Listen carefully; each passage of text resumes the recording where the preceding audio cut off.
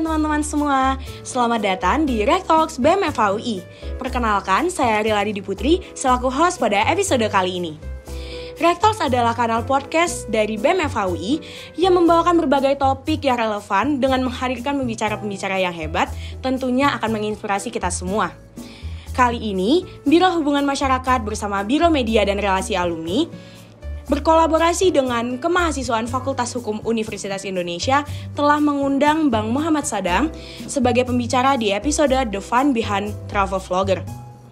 Pada topik kali ini, Bang Sadam akan menceritakan tentang bagaimana seorang lulusan Fakultas Hukum tidak terjun ke dalam bidang karir bidang hukum, namun juga bisa menjadi seorang travel vlogging dan influencer yang sukses. Muhammad Sadam merupakan angkatan FHUI 2017. Saat ini, ia telah menjadi travel influencer dan fotografer profesional. Bang Sadam juga merupakan founder dari akun Instagram Collab Yearbook dan Grad2. Akun tersebut merupakan akun bisnis yang bergerak di bidang jasa fotografer yang untuk kelulusan dan buku tahunan, yang saat ini memiliki 9.800 followers, juga saat ini masih aktif beroperasi di kawasan Jakarta Selatan dan Kota Bekasi. Beliau juga aktif di sosial media seperti Instagram dengan pengikut 200.000 followers, serta TikTok dengan pengikut 61.000 followers, serta telah mencapai 3 juta likes. Tapi mungkin teman-teman semua bertanya kenapa kali ini kita membawa topik yang sedikit berbelok dari ranah hukum kita. Pada umumnya, orang berpikir bahwa setelah lulus dari fakultas hukum, nantinya akan hanya bekerja sebagai seorang hakim, jaksa, pengacara, atau semacamnya. Padahal, kita juga bisa melihat lebih jauh lagi seperti contohnya Bang Sadam, lulusan hukum banyak juga tidak terjun ke dalam instansi pemerintahan dan memilih profesi sebagai musisi, penulis, jurnalis, influencer, bahkan travel vlogging dan lainnya. Ketika kita mampu untuk mengelola dan menjadikan hobi kita sebagai pekerjaan, maka selain terjun ke dunia pekerjaan, kita juga dapat memperoleh kesenangan dan kepuasan untuk diri kita sendiri. Mungkin boleh langsung saja nih Bang, kayaknya aku masih sedikit kepo dikit nih, kira-kira kegiatan dan aktivitas apa aja sih yang lagi ongoing di Bang Sadam sekarang? Oke. Sebelumnya izinkan perkenalkan diri sekali lagi. Boleh banget, halo semuanya, kenalin. Nama aku Muhammad Sadam, aku angkatan FHUI 2017. Oke, tadi pertanyaannya yang apa sedang dilakukan pada saat ini ya, kesibukannya ya. Jadi kesibukan aku sih untuk saat ini tuh ada 3 ya. Yang pertama itu pastinya masih sibuk menjadi travel influencer.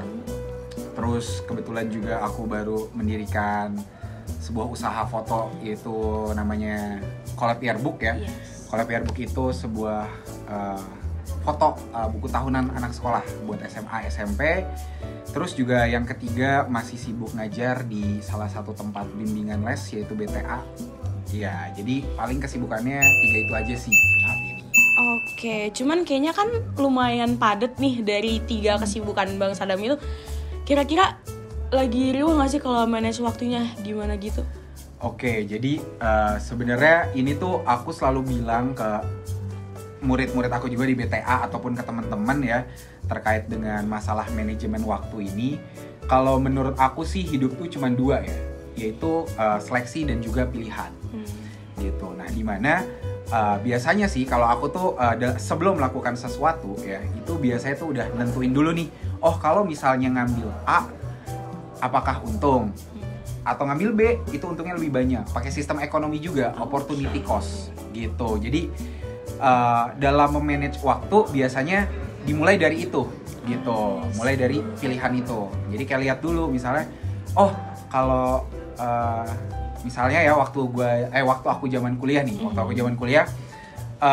dulu tuh ada kesibukan waktu zaman kuliah nih, biasanya pagi tuh bangun jam 6 atau jam 7, habis itu olahraga dulu, berangkat kuliah, habis itu pulang kuliah ya paling makan siang dulu, ngajar ke BTA dari jam 4:30 sampai jam 8 lah, habis itu latihan RFC.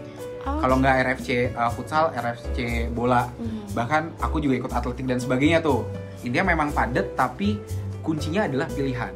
Jadi kayak aku sih selalu ngambil sesuatu yang bisa menguntungkan untuk diri sendiri gitu. Jadi kalau sekiranya tidak menguntungkan, ya geser, sesimpel itu. Kayak misalnya kayak Dam ayo nongkrong gitu, misalnya ya kan jujur aja anak FH suka banyak nongkrong ya, nongkrong di barel dan sebagainya kayak gitu. Nah tapi aku tuh selalu mikir kayak oke, kalau misalnya aku nongkrong ya aku akan kehilangan dua gitu. Yang pertama adalah penghasilan, kalau misalnya ngajar di BTA kan dapat penghasilan. Terus yang kedua itu adalah dari segi relasi, karena kalau ngajar di BTA kan otomatis ketemu anak-anak baru yang mungkinnya nanti kedepannya akan jadi relasi gitu. Jadi ya hidup tuh pilihan dan seleksi sih. Oke, tapi dengan pilihan tepat jadinya berpengaruh juga ya buat masa depan kita. Jadi ya aku lihat kayaknya kehidupan Bang Sadam lumayan efektif gitu loh. Jadi kayak pengen banget ngikutin kayak gitu. Tapi kira-kira nih Bang, aku muncul pertanyaan. Kan Bang Sadam ini awalnya dari Fakultas Hukum. Gimana caranya mulai karirnya Abang sekarang ini? Sebagai travel influencer dan fotografer. Kan lumayan belok tuh. Iya. Ini menarik banget ya. Bahkan kalau dibilang travel influencer belok, bahkan dulu sebelum masuk FH pun sebenarnya aku udah belok. Ya maksudnya jalur karirnya udah belok. Jadi sebelumnya aku tuh atlet ya dulu, pemain sepak bola, bahkan sempat sampai main di Liga Malaysia, bahkan sempat juga timnas, tapi sampai bergeser akhirnya masuk FH dan akhirnya sekarang jadi travel influencer. Intinya gitu kan. Kenapa kok bisa gitu? Karena dulu bahkan hingga sekarang aku tuh selalu punya pemikiran jalanin apa yang paling bikin lo seneng, apa yang bikin kamu seneng gitu ya, kayak jalanin apa yang bikin kamu enjoy juga gitu. Jadi nggak perlu memenuhi ekspektasi publik gitu. Ini juga termasuk kalau menurut aku ya ekspektasi orang tua, yang dimana banyak kayak orang tua tuh sekarang tetap berkontribusi. Kayak misalnya contoh nih, anaknya tuh kayaknya ada potensi di bidang, contoh ya misalnya wah ini kayak anaknya jago banget ngegambar gitu loh. Ya nggak bagus dong kalau misalnya, bukan nggak bagus sih, mungkin kurang bijak kalau anaknya tiba-tiba dimasukin ke bagian matematika lah atau apa, padahal dia jagonya ngegambar gitu loh. Mungkin akan lebih bagus diarahkan kalau dia ke arah yang kesana gitu, selalu seni dan sesuai dengan kesenangannya. Pasti akan jauh lebih berkembang ketika dia dibandingkan di matematika itu gitu. Nah jadi itu salah satu ya kuncinya sih itu. Tapi dengan travel vlogging ini atau travel influencer ini berarti udah ongoingnya tuh dari mulai setelah lulus atau pas lagi kuliah udah mulai ini? Nah jadi dulu tuh singkat cerita sebenarnya aku tuh udah suka jalan-jalan dari zaman aku menjadi pemain bola gitu. Jadi tuh dulu setiap ada libur 2 minggu pengen ke Lombok, pengen misalnya ke daerah Bali atau mana, tapi nggak pengen sesuatu yang umum gitu, nggak mau ke pantai atau kayak biasanya kan orang tuh ke Bali kayak ke beach club ya kan, kayak ya udah menurut aku itu umum gitu. Padahal di Bali tuh ada air terjun juga, terus ada desa adat ya, masih banyak hal lah yang patut dicoba. Jatuhnya hidden gem-nya lah dari kurang Indonesia. Lebih kayak gitu. Nah awalnya tuh dulu suka ke tempat-tempat kayak gitu. Nah cuman dulu tuh jalan-jalan lebih ke arah untuk menemukan jati diri dan menemukan apa ya, kayak wisdom gitulah intinya gitu loh. Kayak kenapa? Karena ketika kamu ketemu orang-orang baru ya, itu tuh kebanyakan kita akan bertemu karakter baru yang akhirnya nge-build karakter kita juga. Kayak contoh ya misalnya, kalau kalian pergi ke NTT atau daerah-daerah timur, mungkin kalian ngelihat perawakan orang sana itu kan kayak wah tegas, kayak keras gitu. Padahal kalau menurut saya hati orang daerah timur tuh hati paling lembut di antara semuanya. Gitu. Nah, dari situ karena suka jalan-jalan akhirnya nemu karakter-karakter baru yang akhirnya nge-build karakter aku. Nah, cuman dulu aku tuh hanya untuk konsumsi pribadi konsepnya.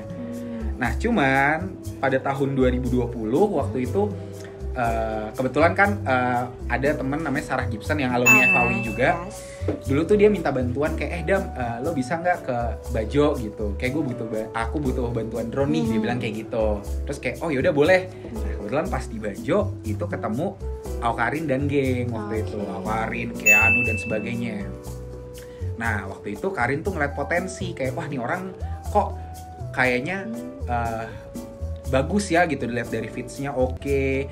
Terus juga cara dia berinteraksi itu oke. Nah dari situ dia ngomong kayak sayang loh kalau orang kayak kamu itu mempertontonkan segalanya gratis di Instagram kamu tuh bisa menjadikan ini uang loh, dia bilang kayak gitu. Cuman dulu karena balik lagi karena pemikiran anak FH yang enggak lah, aku harus law firm ya, pokoknya harus masuk masih di stuck lah bisnis, bidang hukumnya. Bener, masih stuck, ditambah kayak kebetulan pendidikan orang tua dan kakak tuh rata-rata ini banget, maksudnya kayak apa ya, kayak bener-bener orangnya orang pendidikan banget lah, jadi mereka tetap nyetirnya ke arah sana gitu loh. Akhirnya ya aku buat keputusan pelan-pelan lah sendiri gitu, kayak mikir-mikir, kayak pas ditawarin Karin, baca kontraknya, ternyata nothing tulus, karena masih bisa jadi lawyer juga gitu, masih bisa jadi travel influencer juga, ya udah ambillah gitu. Jadi akhirnya dari situ pelan-pelan jalan dan memberikan konten-konten itu ke publik, dan ternyata publik suka gitu. Jadi akhirnya terbawalah sampai sekarang yang akhirnya malah jadi profesi. Gitu sih kurang lebih. Kalau dari yang aku tangkep nih Abang, dengan cerita Abang tadi, kayaknya dengan hobi Abang juga jadi membangun relasi yang secara tidak langsung lah kayak gitu. Tapi kira-kira nih Bang, kalau misalnya Abang sebagai travel vlogger itu menyeimbangkan kehidupannya dengan kehidupan sebagai mahasiswa, itu gimana sih Bang? Pengen dapet tips juga sih sebenarnya. Oke, jadi sebenarnya ini balik lagi ke pilihan.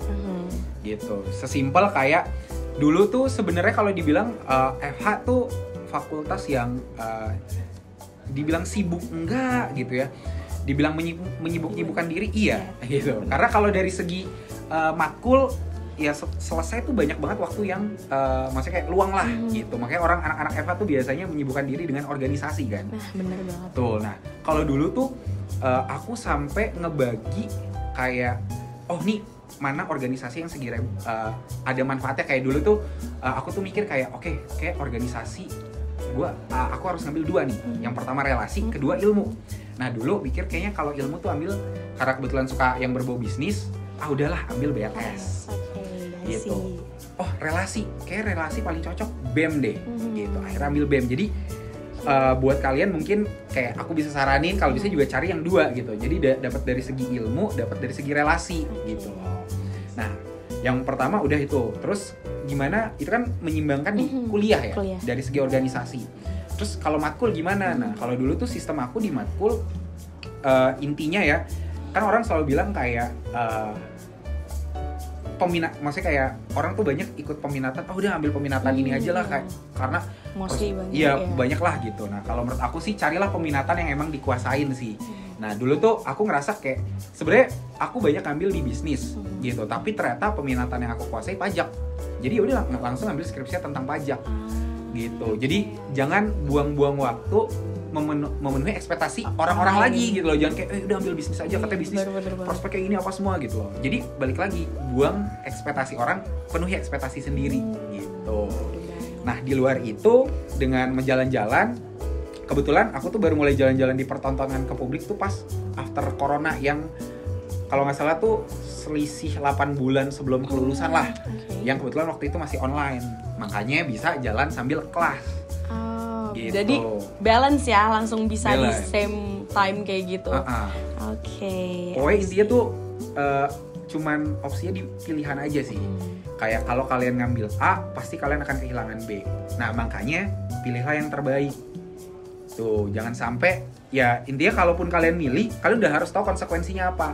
Karena kebanyakan orang di kita tuh ngambil pilihan A, tapi dia nggak mikirin konsekuensi dari pilihan A. Gitu, makanya pikirkan baik-baik, lihat konsekuensinya. Kalau udah sekiranya bisa diatasi, ya ambil. Gitu. Kembali ke diri sendiri lah pada intinya, kebutuhannya di mana, pilihannya di mana. Tapi dilihat nih Abang, kan Abang udah sampai titik yang bisa bilang kita bersyukur di sini. Pasti ada yang namanya suka duka selama Abang bisa sampai kayak gini. Mungkin suka dukanya kayak gimana sih Bang gitu? Berarti suka duka dari segi travel influencer yang itu ya? Betul. Mungkin kalau kebetulan karena aku dapat bantuan dari Karin dan teman-teman yang kebetulan mereka udah punya exposure yang sangat tinggi ya, sebenarnya aku tidak terlalu merasa kesusahan. Gitu. Bahkan kalau dibilang sebenarnya bahkan bisa dibilang nol merasakan kesusahannya, karena jatuhnya kayak ya alhamdulillah ada privilege berteman dengan ya influencer yang followersnya besar-besar gitu loh. Jadi ya kebantu ke up lah, sampai akhirnya orang cepet notice gitu. Jadi kalau dibilang ada kesusahan ya sebenarnya bisa dibilang nol. Cuman kalau ada kesusahan pada masa jalan-jalannya mah ada. Oh, itu tapi pasti kalau ada tapi kalau untuk mencapai saat ini ya alhamdulillah sih lancar-lancar aja, nggak ada fase-fase yang benar-benar sampai turun, nggak ada sih. Oke. Gitu. Baik. Mungkin pengen tahu rewind dikit sih, kan kalau misalnya dulu kita kecil punya cita-cita kan, sampai sekarang udah mendapatkan gelar sarjana. Tapi kenapa sih Bang Sadam memutuskan untuk merintis karir sebagai travel vlogger padahal memiliki gelar sarjana? Tapi kalau boleh tahu juga cita-citanya dulu gimana? Oke. Jadi balik lagi sebenarnya awalnya tadi cita-cita jadi pemain bola. Cuman waktu itu karena sempat disanksi FIFA akhirnya masuk hukum, ya kan.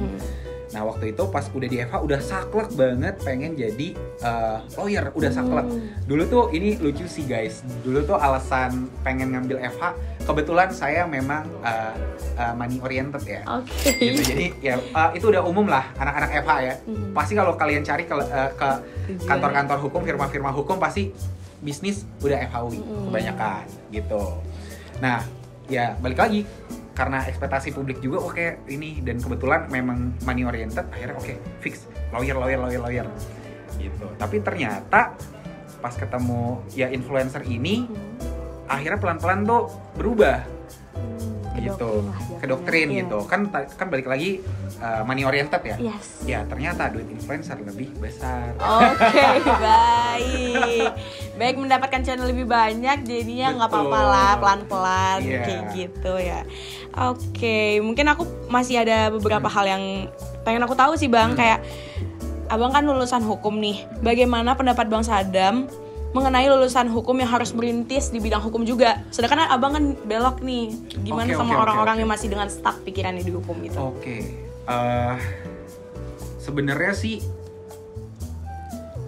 satu-satunya yang paling aku syukurin ya dari FH, orang kan selalu bilang kayak ih sayang banget sih lo, kayak sayang banget sih kamu lulusan FHUI tapi gelarnya nggak dipakai, sarjananya nggak dipakai. Pasti itu adalah sebuah pertanyaan yang sering banget aku terima ataupun teman-teman terima yang nggak bekerja di bidang hukum gitu. Nah kalau menurut aku kalian tuh sama sekali nggak akan merasa itu tuh menyesal ataupun merasa itu nggak berguna, karena jujur banget sampai sekarang gara-gara aku kuliah di FH ya, aku tuh ngebuat keputusan cepet banget dan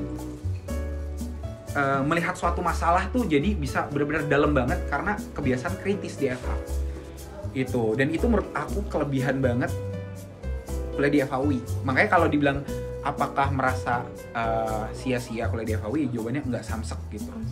Dan buat kalian-kalian yang ngerasa kayak wah masih bingung nih mau kerja di bidang hukum atau enggak, terus kalaupun emang kalian bekerja di bidang hukum apakah harus tetap stay, intinya sih ya pilihlah mana yang paling kalian sukain, mana yang paling kalian enjoy gitu. Karena benar-benar sesuatu yang dijalanin karena rasa suka tuh nikmatnya tiada dua sih. Karena kebetulan balik lagi kan teman banyak yang lawyer atau apa gitu loh. Mereka tetap kayak bilang kayak oke, karena ekspektasi lagi ya, mereka yaudah kerja di firma-firma hukum lah tuh. Sampai akhirnya mereka ngerasa kayak aduh kayak ini bukan jati diri saya deh, atau jati diri aku deh gitu loh. Sampai akhirnya ya dia belok juga ke bidang adalah teman namanya Nitya, satu angkatan, dia tuh ke bidang bidang medsos juga, branding juga gitu. Tapi dia sekarang masih S2, dia sekarang S2 lagi di sini gitu kan. Intinya sih ya pilihlah opsi yang mana paling kalian sukai dan paling kalian nikmati lah. Karena benar-benar kalau kalian jalanin itu dengan sesuka hati kalian itu benar-benar nikmat banget sih. Oke, I see. Oke, tadi kalau nggak salah, aku sempat denger gitu Bang, kalau Abang pernah datengin suatu tempat yang mungkin belum banyak orang datengin nih. Mungkin Abang boleh kasih rekomendasi nggak sih, ada beberapa daerah yang mungkin belum ke-expose ke orang banyak tapi wajib didatengin? Oke, Indonesia atau luar negeri? Boleh Indonesia dulu nih. Oke, jadi sebenarnya jujur banget ya, kebanyakan warga atau masyarakat Indonesia itu pasti kalau ditanya mau liburan kemana, Bali yuk, atau mau liburan kemana, Lombok yuk, gitu.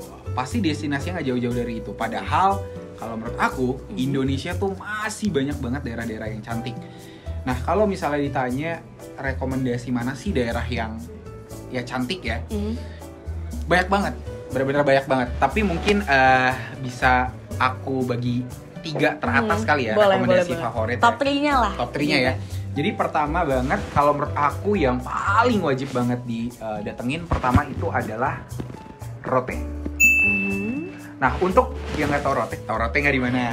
Ayo. Sejujurnya aku nggak tahu nih, dengan ada peta Indonesia di sini juga bingung ya bang. Ayo, nah, bingung. peta ya. Iya. Ayo, ada yang bisa tebak nggak Rote di mana? Yang benar dapat power bank. Oke, baik. Gimana? Jujur aku takut jawab sedikit ya bang. Mungkin boleh ditunjuk langsung daerah. Ayo, ini kan berarti Jawa. Ya, Jawa. Ini Bali. Ini Lombok. Iya. Ini Sumbawa. Ini Lombok. Hah? Ini apa? Ini masuk nggak sih ke sini sampai enggak ya? Ya udah ya. Nah, Rote itu adalah provinsi di daerah NTT ya, atau Nusa Tenggara Timur, dan dia itu secara administratif dia tuh bagian paling selatannya Indonesia. Oke. Jadi kalau pernah dengar lagu dari Sabang sampai Merauke. Ya. Nah, orang kan taunya itu doang, tapi abis itu ada tulisannya dari Miangas sampai Pulau Rote. Gitu. Jadi kalau batas barat kita itu adalah Sabang, timur itu Merauke, atas itu Miangas, selatan itu Rote. Jadi pulau paling selatan itu Rote secara administratif ya. Tapi kalau secara geografis ada lagi di bawahnya Rote. Waduh, baik. Namanya Pulau Undana. Nah, balik lagi kenapa milih Rote? Jadi waktu aku ke Rote ya, Rote tuh masih apa ya dibilang ya, kayak masih raw banget ya. Alamnya tuh wow banget. Kayak waktu itu aku pernah waktu lagi sunsetan di Rote, itu warna dari langitnya tuh 3 layer. Mulai dari merah, oranye, ungu. Itu benar-benar sunset tercantik yang pernah aku temuin lah di seluruh Indonesia yang pernah aku datengin. Tuh. Nah, dan di Rote itu dari segi infrastruktur itu cukup bagus. Jalanannya bagus. Jadi waktu itu aku motoran kemana-mana gitu. Nah, di Rote tuh selain pantainya yang bagus, nah di Rote tuh ada namanya Pantai Nembrala. Itu adalah pantai ombak terbagus kedua di dunia setelah Hawaii. Itu orang-orang bule tuh banyak yang kesana buat ngerasain ombaknya doang. Berarti nggak perlu jauh-jauh ke Hawaii ya? Iya. Kedua atau ketiga, lupa deh, antara itu deh. Nah, tapi itu intinya bagus banget. Itu pertama Rote. Rote tuh kalian harus datengin karena sunset di Rote tuh nggak ada yang ngalahin. Sama harus ada pulau setelah Rote namanya Saburai Jua. Itu juga bagus banget. Tuh. Ya, jadi kalau kalian nggak tahu mau kemana, tapi memang butuh dana sih ke sana karena orang jarang tahu ya. Itu tapi Rote bagus banget. Jadi yang pertama adalah Rote. Yang kedua, ya kalau kalian suka yang bukit-bukit dan suka dengan alam-alam yang banyak air terjunnya tapi bagus-bagus, wajib ke Sumba yang kedua. Gitu. Kalau kalian pernah nonton film Susah Sinyal, ya itu kan tentang lawyer-lawyer juga ya. Nah, itu tuh waktu itu ngeteknya di Sumba. Gitu. Kenapa? Ya, karena Sumba lebih apa ya? Lebih raw dibandingkan Rote. Dan di sana itu, nah ini ada cerita unik waktu di Sumba. Jadi waktu itu karena Sumba masih raw banget dan jarang banget orang-orang kesana dan bisa dibilang warganya masih warga di sana tuh, kalau kan Sumba itu ada Sumba Barat, Sumba Timur.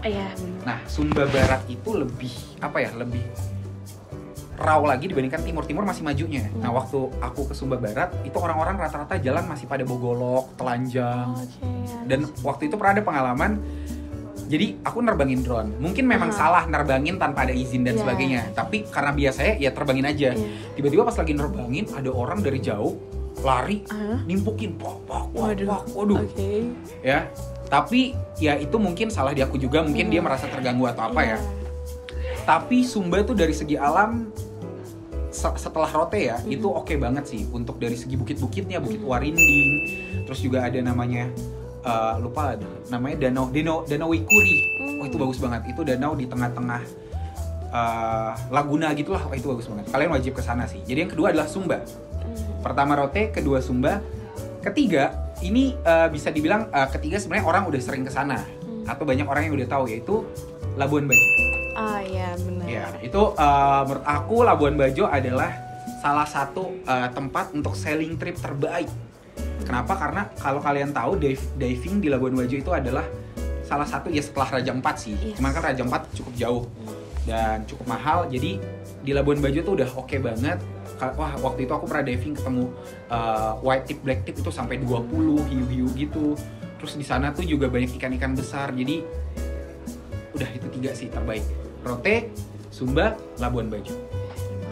Oke, I see. Mungkin tadi udah yang top 3-nya Indonesia. Mungkin boleh karena 3 juga nih rekomendasi di Indonesia, yang di luar negeri boleh dikasih juga nih Bang. Oke. Kira-kira destinasi mana lagi yang boleh kita kunjungi setelah Indonesia? Oke. Karena kebetulan aku suka banget yang berbau alam ya. Jadi pasti aku rekomendasinya yang cukup alam-alam lah. Baik. Yang pertama kalian wajib banget ke Nepal sih. Oke. Gitu. Kenapa? Karena Nepal tuh kan kebetulan aku suka naik gunung. Nah, Nepal tuh adalah surga para pendaki. Gitu. Surga untuk orang-orang hiking, dan Nepal tuh wah cantiknya luar biasa. Ya, benar-benar cantik banget. Waktu itu aku tuh pas naik ke sana nggak pernah sekalipun pas aku jalan, kan setiap hari aku tuh trekking 6-8 jam. Itu nggak pernah sekalipun aku nggak mes ngeliat alamnya. Jadi kayak wow, selalu kayak gitu. Jadi top list pertama adalah Nepal. Yang kedua itu kalau dibilang alam lagi, Vietnam sih. Oke. Gitu. Kenapa? Karena Vietnam tuh sebenarnya mirip-mirip kayak Indonesia gitu ya. Cuman di sana tuh lebih apa ya?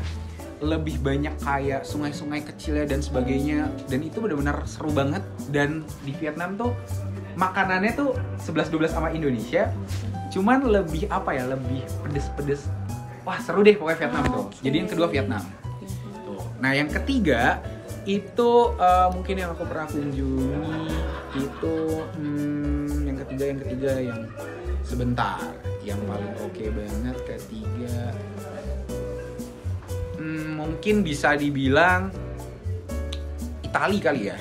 Meskipun bukan yang segi alamnya banget, tapi kebetulan kan aku guru sejarah. Nah, kebetulan Itali itu pusat peradaban gitu. Makanya untuk orang-orang yang suka yang berbau sejarah dan peradaban-peradaban wajib banget ke Itali, karena di sana bangunan-bangunannya wow banget sih. Tuh, jadi itu 3 dari versi luar negeri. Oke, udah dapat top 3 dari Indonesia, juga udah dapat juga top 3 dari luar negeri juga nih. Tapi karena pasti Bang Sanem itu nggak cuma si top 3 luar negeri di Indonesia kan, jalan-jalan pasti banyak lagi. Pastinya dengan jalan-jalan tersebut menimbulkan lah adanya pengalaman yang memorable dan berkesan. Mungkin boleh diceritain sedikit lagi nih Bang. Ada nggak sih satu momen yang benar-benar bikin wah banget untuk Abang, nggak bakal dilupain gitu? Oke. Sebenarnya kalau momen yang paling memorable banget ada 2, versi internasional sama versi dalam negeri. Baik. Jadi kalau versi internasional, jadi waktu pendakian ke Nepal. Jadi kalau boleh cerita sedikit, 1 bulan sebelum aku mendaki ke Nepal, aku tuh sempat kecelakaan parah di Bali.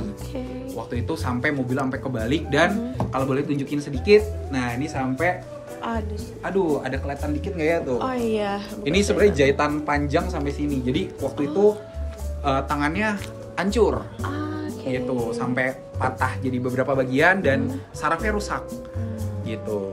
Jadi sampai kayak ya bahkan 3 bulan lalu tangan saya masih begini karena sarafnya rusak. Jadi kalau mau ngambil sesuatu harus kayak harus gitu. Nah, kenapa itu sangat memorable banget?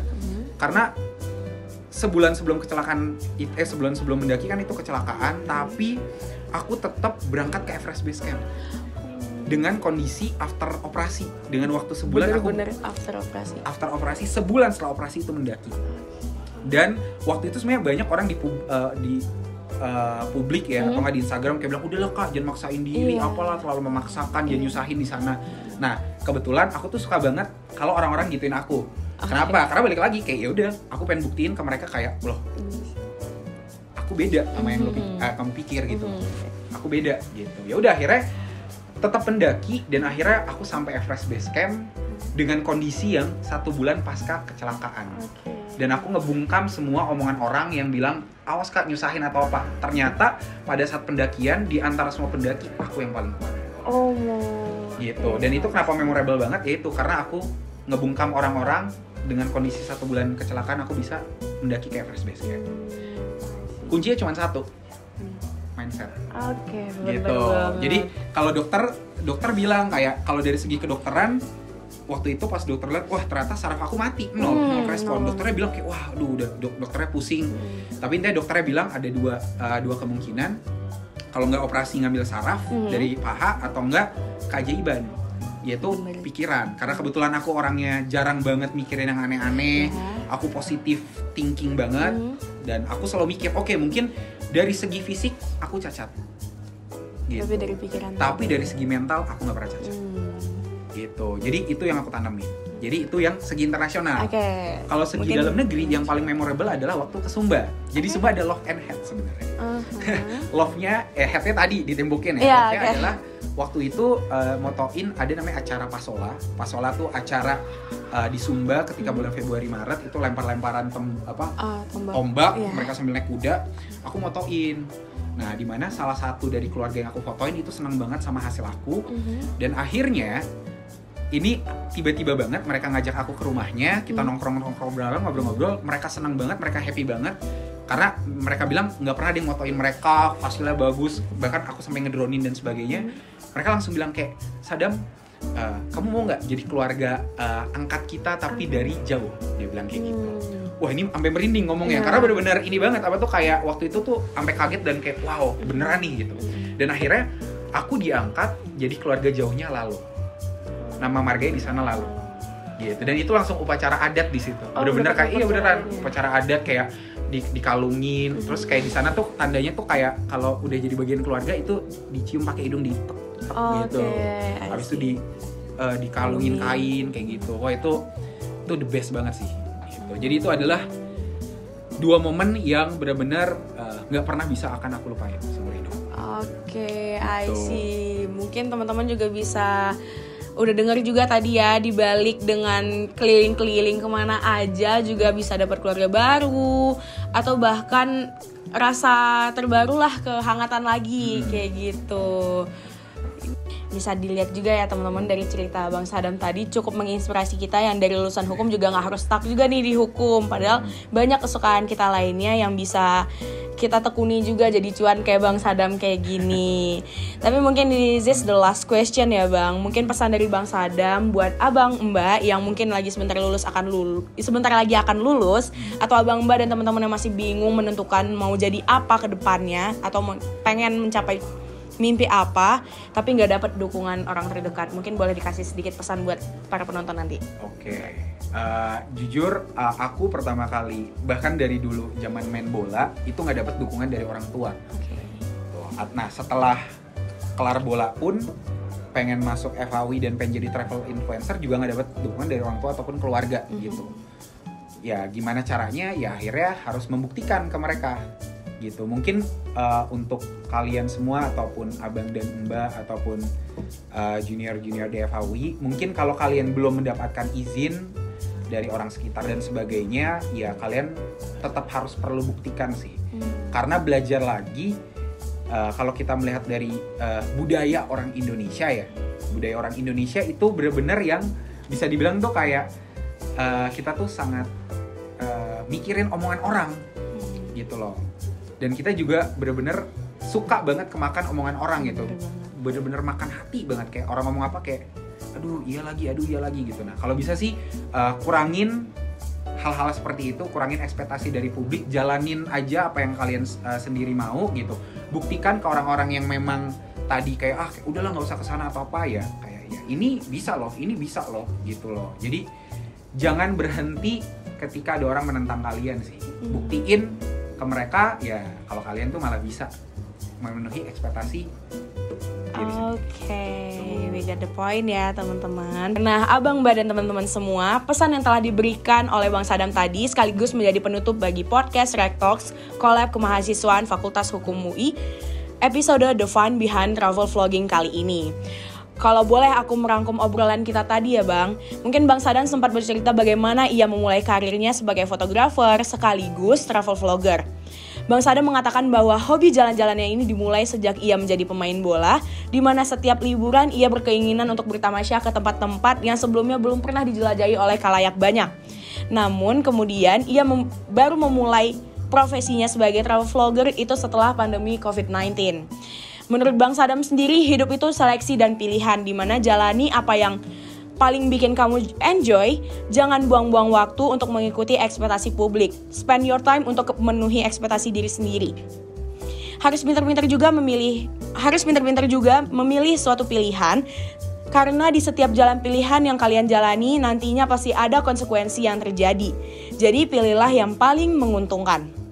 Berkuliah di Fakultas Hukum UI pun menurut Bang Sadam cukup membantunya dalam berpikir kritis, di mana ia menjadi lebih cepat untuk menyelesaikan masalah. Oleh karena itu, meski ia tidak berlanjut karir di bidang hukum, berkuliah di bidang hukum terutama di Fakultas Hukum UI ini tidak sia-sia. Kami harap penjelasan tadi dapat meningkatkan pengetahuan dan ketertarikan Abang, Mbak, dan teman-teman mengenai jalan karir lulusan Fakultas Hukum UI di luar hukum, di mana pada kesempatan kali ini Bang Sadam menjelaskan mengenai bidang travel vlogger. Demikian, berakhirlah episode The Fun Behind Travel Vlogging sebagai rangkaian acara kedua dari series Rek Talks kolaborasi dengan Kemahasiswaan Fakultas Hukum UI. Saya ingin mengucapkan terima kasih kepada Bang Sadam yang telah meluangkan waktunya untuk mengobrol bersama kami. Tidak lupa juga ingin mengucapkan terima kasih kepada Abang, Mbak, dan teman-teman yang telah setia menonton dan mendengarkan Rek Talks. Akhir kata, saya ingin memohon maaf apabila terdapat kesalahan kata baik yang disengaja maupun tidak disengaja. Saya Cia selaku host pamit undur diri.